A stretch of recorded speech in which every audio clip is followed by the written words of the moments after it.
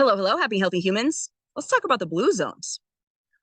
So the blue zones are listed right here in this map. There are five of them, and they're in all different areas of the globe. So what these areas all have in common is that people with a relative amount of ease live into their 80s, 90s, hundreds, and are happy and healthy while they do it.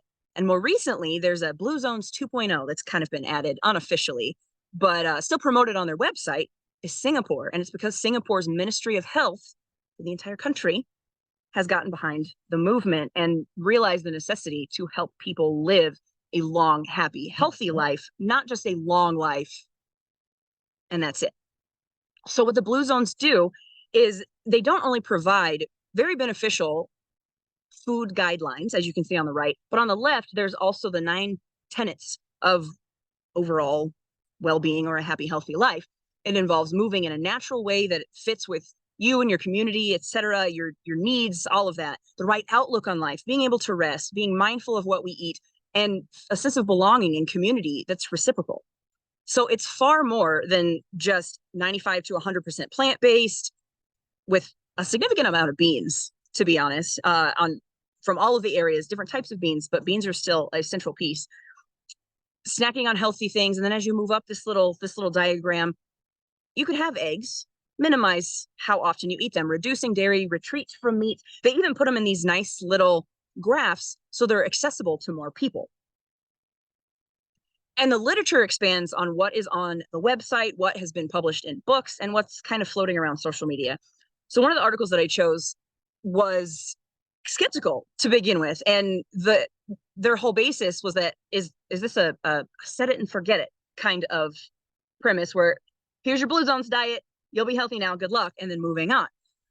But what they discovered was that extracting a diet from its origins kind of it paints an incomplete picture and isn't long-term or sustainable and not particularly helpful for most people because it's far more than just a long life. It's a healthy one, it's a happy one. And these two studies here show that there was substantially decreased depressive symptoms and people were able to maintain an optimum sense of health and long-lasting function of physical activity well into their 80s, 90s, and hundreds. Because part of it, anyway, is that it goes beyond calories. There are so many people and so many posts and so much focus on calories and not as much focus on the processing. And this article talks about how ultra processed foods, specifically here in the US, can contribute to chronic disease, inflammation, metabolic syndrome, things like that. And then if you move on to the next article, the elixir of life, polyphenols. So when antioxidants go up, oxidative stress goes down. When oxidative stress goes down, it opens these doors for all of these things listed here that essentially help with anti-aging without a miracle cure or a pill or anything like that. You simply are getting polyphenols from your plants that you consume. Because if you're focusing on a plant-based diet, that's the majority of what you're putting into your body. And those helpful chemicals just keep things moving and they keep you going and able to thrive longer than a lot of people. And then another article talks about how it's not just that simple. There are sociocultural considerations, there are political considerations, there are resources and access and the political determinants of health and the social determinants of health and the wellness industrial complex, et cetera, et cetera. So in an ideal world, this would be accessible to everyone. But we have way more work to do, and we have to stop calling things diets when there's so much more to it than that. It's more of a lifestyle, even though that kind of got played out with the wellness industrial complex too. So the claim for this is actually long life. But the more you dig into it, so that's like the tweet version, live longer, blue zones. If you dig into it more, it's far, far more than just the food you consume.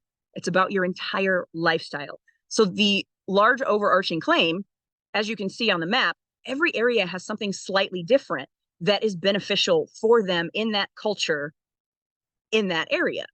But the overarching claim, which it's been proven, people live longer in these areas.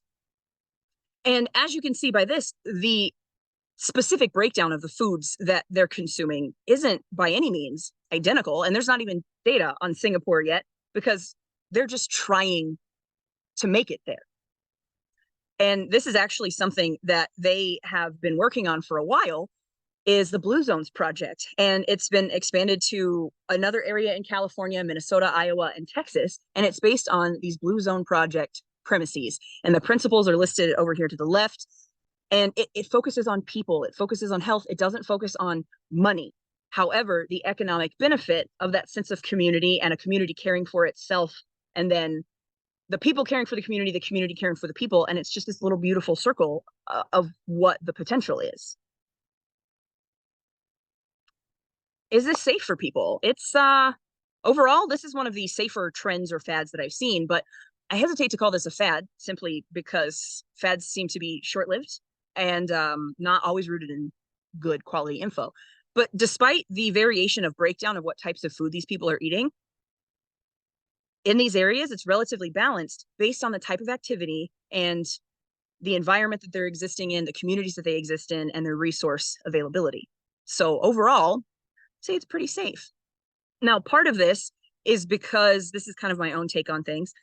Part of this is because it gives you autonomy. It gives you a sense of empowerment over your own food choices, over your own lifestyle choices. Obviously, there's the environmental component that needs to be considered when talking about resource availability and food deserts and things like that.